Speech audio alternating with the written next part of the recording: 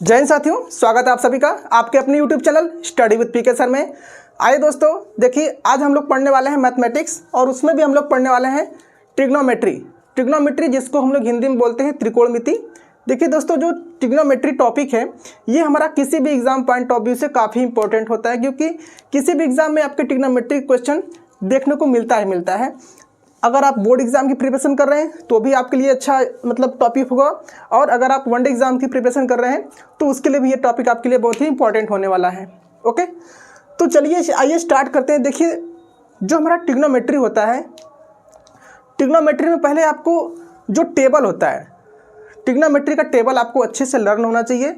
Otherwise आप trigonometry का जो क्वेश्चंस होते हैं आप उसको अच्छे से सॉल्व नहीं कर पाएंगे, क्योंकि ये जो ट्रिग्नोमेट्री का टेबल होता है आपको डिफरेंट जगह आपको यूज होता रहता है, चाहे आप साइंस पढ़ रहे हो चाहे आप कुछ भी पढ़ रहे हो। ठीक है, तो चलिए आज हम पहले पढ़ेंगे आपको टेबल कैसे लर्न करने।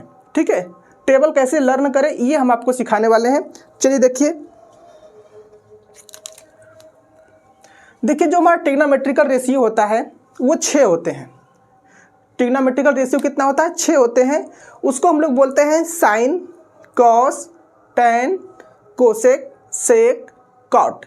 ये हमारे 6 ट्रिग्नोमेट्रिकल रेशियो होते हैं और इनको इन्हीं के नाम से बुलाते हैं और इनका अलग अलग वैल्यू होता है। देखिए, पहले हम लोग जो पढ़ेंगे उसमें 0 से 90 डिग्री तक का वैल्यू लर्न करना सीखेंगे और उसके बाद कैसे निकाला जाता है वो हम आपको बताएंगे। ओके, तो चलिए आइए स्टार्ट करते हैं।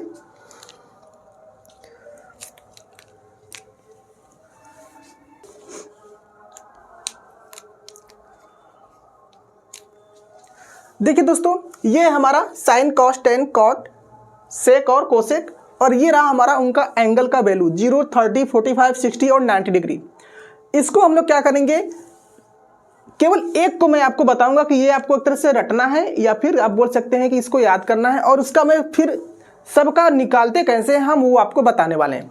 ठीक है, तो देखिए पहले करेंगे क्या हम लोग, इसमें इसको 0 लिखिए, इसको 1 लिखिए, इसको 2 लिखिए, इसको 3 लिखिए एंड इसको 4 लिखिए। ओके, 0 से स्टार्ट करिए, 0, 1, 2, 3, 4 लिख दीजिएगा। एंड उसके बाद क्या करना है, सभी को 4 से डिवाइड करिए।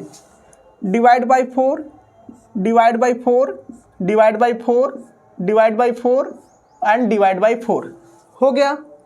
अब क्या करेंगे, इन सब का अंडर रूट लेंगे, मतलब क्या करेंगे, इनको करड़ी के अंदर लिखेंगे। ठीक है, इसको हमने रूट के अंदर लिख दिया। ये हो गया हमारा रूट के अंदर। बस अब आपका ये हो चुका है, अब आपका ये सॉल्व होने वाला है। देखिए, हम लोग जानते हैं कि 0 के डिवाइड में दुनिया की कितनी भी बड़ी संख्या आप लिख दो वो क्या होने वाला होता है, 0 ही होने वाला था। अगर मैं यहाँ पे 0 लिखूं और अपॉन में 1 0 0 0 0 8 9 6 कुछ भी लिख दूं, इसका आंसर 0 ही आने वाला है।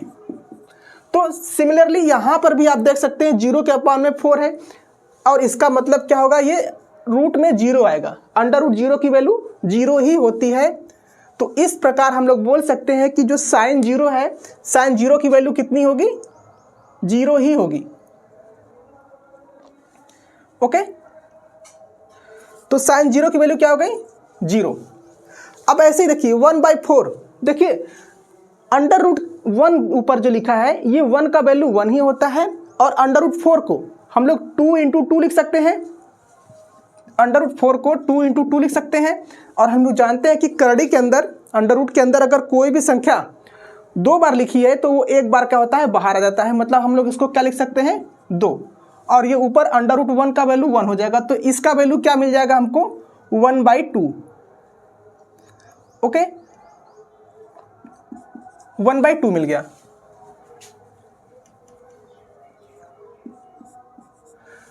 अब सेम ऐसे यहां भी करेंगे। देखिए, इस 2 से पहले इस 4 को काटिए, 2/4 है तो ये काटेंगे तो 2 × 2, 2 × 4 यहाँ पर। ठीक है, 2 × 2 और 2 × 4 हो जाएगा तो 1/2 आएगा। और ये लेकिन कटने के बाद अभी भी तो ये रूट में ही है, अभी भी रूट में ही है, तो रूट 1 की वैल्यू तो 1 हो जाएगी। लेकिन ये जो नीचे रूट 2 है ये तो रूट 2 ही रहेगा, क्योंकि रूट 2 बाहर नहीं निकल पाएगा, क्योंकि ये 2 संख्या में होता है, जिससे 2 × 2 होता है तो 1 2 बाहर निकल जाता। लेकिन एक ही है ना, तो ये रूट के अंदर ही रहेगा। तो इसको हम लोग क्या लिखेंगे, 1/√2। ओके, सेम ऐसे यहां भी करेंगे। देखिए √3 रूट से बाहर नहीं आ सकता, और √4 को अभी हम बताए हैं कि 2 × 2 लिख के एक 2 को बाहर निकाल देंगे, तो यहाँ पर हमको क्या मिल जाएगा, ऊपर में तो √3 मिलेगा और नीचे क्या मिल जाएगा, /2। और ये 4 को 4 से काट देंगे तो 4/4 4 ही होगा, है कि नहीं, सॉरी 4 से 4 कटेगा तो 1 आ जाएगा। और √1 की वैल्यू अभी हम बताए हैं क्या होता है, 1 ही होता है। तो इसकी जगह हम लोग क्या लिख सकते हैं, 1।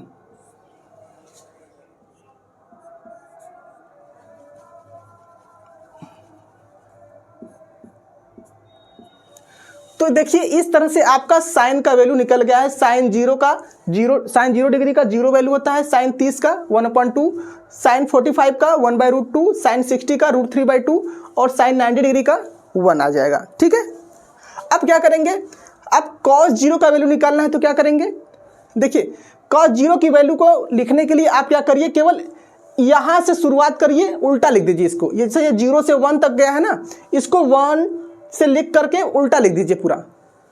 जैसे पहले क्या लिखेंगे, ये 1 लिखेंगे, अब इसके बाद क्या लिखेंगे, ये √3/2 उल्टा लिख देना है बस। साइन वाली वैल्यू को उल्टा लिख देंगे, हमारा cos का मिल जाएगा।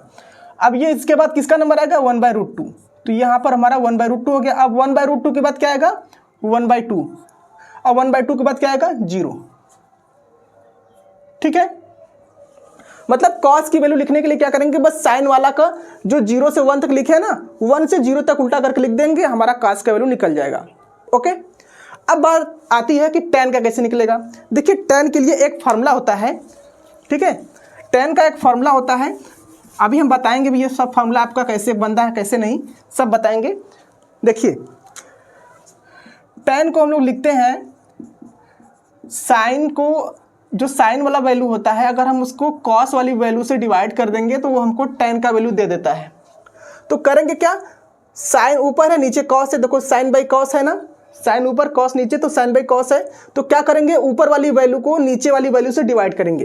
तो देखो ऊपर 0 है नीचे 1 है, तो 0/1 करेंगे। अभी हमने बोला कि 0 में किसी भी नंबर से डिवाइड करेंगे तो वो क्या होता है, 0 ही आता है। तो यहाँ पर क्या हो जाएगा, 0। अब सेम ऐसे ही इस ऊपर वाली वैल्यू को साइन का जो है और जो cos का नीचे वाला जो वैल्यू है, इसको क्या करेंगे, डिवाइड करेंगे। तो ऊपर वाला क्या है, 1/2 और नीचे क्या है, √3/2। देखिए जब दो फ्रैक्शन रेशियो में होते हैं, जब दो भिन्न अनुपात में होते हैं, तो नीचे वाले वैल्यू को बस उल्टा करके लिख देते हैं मल्टीप्लाई के साथ। जैसे देखो ये 1/2 को हमने एज इट इज लिख लिया, अब √3/2 को हमने क्या कर दिया, 2/√3 लिख दिया। तो 2 से 2 कट गया, हमारा आंसर आ गया 1/√3। मीन्स ये जो tan 30 की वैल्यू है हमको कितना मिल जाएगा, 1/√3। सेम ऐसे यहाँ भी देखिए 1/√2 1/√2 दोनों सेम है। अगर हम डिवाइड करेंगे तो दोनों के दोनों वैल्यू क्या हो जाएंगे, आपस में कट जाएंगे, क्योंकि दोनों सेम है। ठीक है, आप चाहो तो इसको उल्टा करके भी लिख सकते हैं इस तरह से। ठीक है, जैसे देखिए अगर चाहेंगे आप तो ये 1/√2 है ऊपर वाला, इस नीचे वाली √2 को ऊपर कर देंगे, और ये जो नीचे ऊपर 1 है इसको नीचे। तो देखो √2 से √2 कट गया और 1 से 1 कट गया, तो भी हमको क्या मिलेगा, 1 ही मिलने वाला है। ऐसे यहां भी काट दीजिए, कितना है, √3/2 है और इसको 1/2 है, इसको 1/2 को ऊपर ले जाएंगे तो हमारा क्या हो जाएगा, 2/1। तो 2 से 2 कटेगा, √3/1। दुनिया का कोई भी संख्या लिख दीजिए, अगर उसके अपान में 1 है तो उस 1 का कोई वैल्यू नहीं होता है। तो √3/1 को हम लोग क्या लिखेंगे, √3 ही लिखेंगे। तो ये हमारा कितना हो जाएगा, √3। ओके, अब जैसे ही देखिए यहाँ पर 1 है नीचे 0 है, दुनिया का कितना भी बड़ा नंबर हो, अगर उसके अपान में 0 है तो उसका वैल्यू होता है इन्फिनाइट।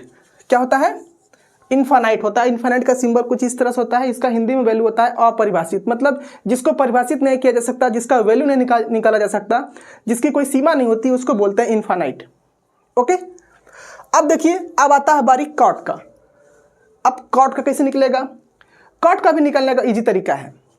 देखिए जैसे अभी हमने टाइम की वैल्यू को साइन बाई कॉस बताया है ना, सेम उसी प्रकार कॉट का भी होता है, सेम उसी प्रकार कॉट का भी होता है। जैसे tan में साइन बाई कॉस था ना, कॉट में क्या हो जाएगा, उल्टा हो जाएगा, कॉस बाई साइन हो जाएगा, कॉस बाई साइन। ठीक है, कॉस की वैल्यू में साइन की वैल्यू से डिवाइड करेंगे। अब देखो कॉस कितना है, 1 है, तो ऊपर लिखेंगे 1 को, और साइन की वैल्यू कितनी है, 0, तो अपॉन में 0। और हमने बताया था कि किसी भी नंबर के अपॉन में अगर 0 है तो उसका वैल्यू क्या होता है, इनफाइनाइट होता है। ओके, अब फिर इसको देखो डिवाइड करो, √3/2 की जो कास वाला वैल्यू है √3/2, ये ऊपर लिखा जाएगा क्योंकि कास इसमें हमको ऊपर लिखना है। देखो यहाँ पे कास ऊपर है ना, तो √3/2 अपॉन कितना होगा, 1/2। और अभी हमने बताया कि इस 1/2 को हम लोग कैसे लिखेंगे, नीचे से ऊपर कर देंगे तो ये 2/1 होगा, तो 2 से 2 कट देगा और √3/1 आएगा, जिसको हम लोग क्या लिखेंगे, √3, तो √3 आ गया। अब देखिए दोस्तों, मैं आपको यहाँ पे एक चीज़ दिखाना चाहूँगा। ये देखिए जो tan की वैल्यू 0 से हम लोग इनफाइनाइट तक लिखे हैं ना, देखो कॉट की वैल्यू यही रिपीट हो रही है। देखिए इनफाइनाइट आ गया, √3 आ गया, अब यही पर क्या हो जाएगा, ये 1 आएगा, ये वाला। अब इसके बाद 1/√3 आएगा और लास्ट में क्या आ जाएगा यहाँ पर, 0। तो मैं आपको ये बताना चाहता था, साइन का पता चल गया तो कॉस वाला उल्टा लिख सकते हैं, कॉस का पता चल जाएगा। और जैसे ही tan का पता चलेगा, 0 से इन्फिनिटी तक हो गया, तो इन्फिनिटी से 0 तक लिख देंगे तो वो आपका किसका हो जाएगा, कॉट का हो जाएगा। अब ऐसे ही सेक का है, सेक का कैसे निकलेगा, देखिए सेक का एक फार्मूला होता है, सेक का एक फार्मूला होता है, देखिए हम आपको बताते हैं, देखिएगा ये सब फार्मूला हम आपको लिख के बताएंगे बाद में, अभी तो ऐसे ही बता रहे हैं। सेक थीटा इक्वल टू होता है 1/cos थीटा। मतलब अगर आपको सेक का वैल्यू निकालना है ना, तो कॉस की वैल्यू से क्या करेंगे, डिवाइड कर देंगे 1 के अपॉन में लिख करके। ठीक है, जैसे देखिए अगर हमको यहाँ पे सेक 0 डिग्री का मान निकालना है, सेक 0 का, तो हमको यहाँ पर क्या लेना है, कॉस, क्योंकि 0 डिग्री का थीटा ले रहे हैं तो हम लोग भी कॉस का कौन सा वैल्यू लेंगे, 0 डिग्री वाला। और कॉस 0 कितना है, 1 है, तो देखिए लिखेंगे हम लोग क्या, 1/cos 0। और cos 0 का मान कितना है, अभी बताएं 1 है, तो 1/1 कितना हो जाएगा, 1 ही होगा। तो सेक 0 का मान कितना हो गया, 1। अब ऐसे ही √3/2 को क्या करेंगे, 1 के अपॉन में लिखेंगे, तो 1/√3/2 करेंगे तो ये 2 ऊपर चला जाएगा, तो ये क्या हो जाएगा, 2/√3।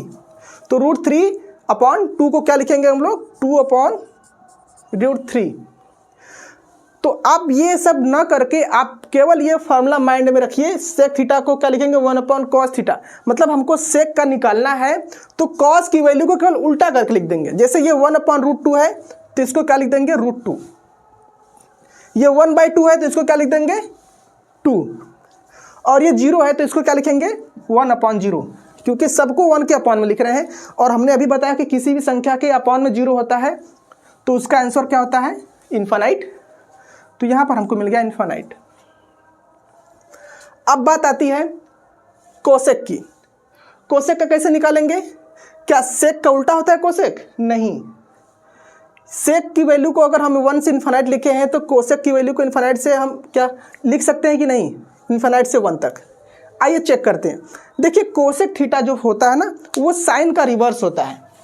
रिवर्स मतलब साइन का क्या होता है, जस्ट अपोजिट होता है। जैसे यहाँ पर कॉस उल्टा है सेक का, ऐसे ही जो हमारा कोसेक होता है वो किसका उल्टा होता है, साइन का।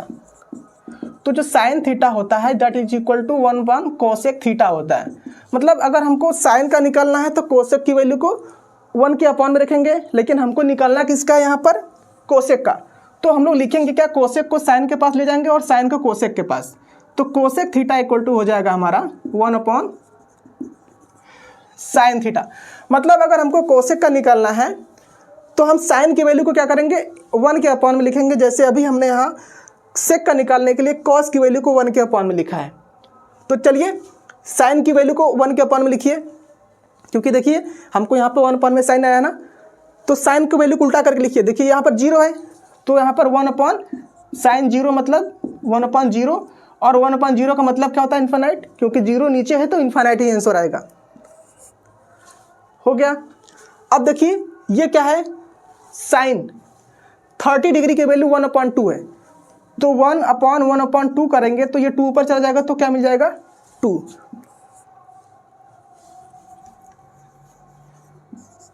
आप लोग देख पा रहे दोस्तों, ये भी उल्टा ही चल रहा है, इन्फानाइट फिर 2, अब क्या आएगा?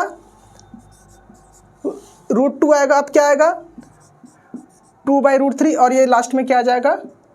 1। आप इसको यहाँ से भी चेक कर सकते हैं, जैसे देखिए ये √2 है ना, ये 1/√2 है, तो जैसे यहाँ पर 1/1/√2 रखेंगे तो ये √2 ऊपर चला जाएगा, तो हमको √2 मिल जाएगा। जैसे देखिए यहाँ पर 1/1/√2, तो ये √2 ऊपर चला जाएगा, तो बस ये यहाँ से √2 आ गया। और ये देखिए क्या है? √3/2 है, इसको रिवर्स करेंगे तो ये 2/√3 हो जाएगा, और ये है 1/1, तो 1 ही आएगा, है कि नहीं? 1/1 क्या होता है? 1 ही होता है। तो ये हमारा पूरा टेबल तैयार हो चुका है, ट्रिग्नोमेट्रिकल टेबल। आई होप आप लोग को अच्छे समझ में आया होगा, ठीक है। और ये जो हमने फॉर्मूला लिखा है, अगर आप चाहें तो यहाँ पे साइड में लिख भी सकते हैं, जिससे कि आपको रिमाइंड रहेगा। ओके, तो ये है हमारा टेबल, और हमने आपको ईजीएस्ट वे में समझाने की कोशिश की दोस्तों। ये जो अभी आप लोगों ने पढ़ा है ना, ये आपके लिए बहुत ही इंपॉर्टेंट वीडियो होने वाला है, क्योंकि ये आपका हर जगह यूज होता है। ओके, तो चलिए आइए हम लोग नेक्स्ट वीडियो में बात करते हैं। जो क्वाड्रेंट होता है, क्वाड्रेंट में साइन जो किस में प्लस होगा, किस में माइनस होगा, साइन जो इंटरचेंज होता है 90 पे चेंज होता है कि 270 पर 180 360, ये सभी वैल्यू को हम लोग क्या करेंगे? नेक्स्ट वीडियो में समझेंगे। आइए दोस्तों, तब तक के लिए मिलते हैं नेक्स्ट वीडियो में।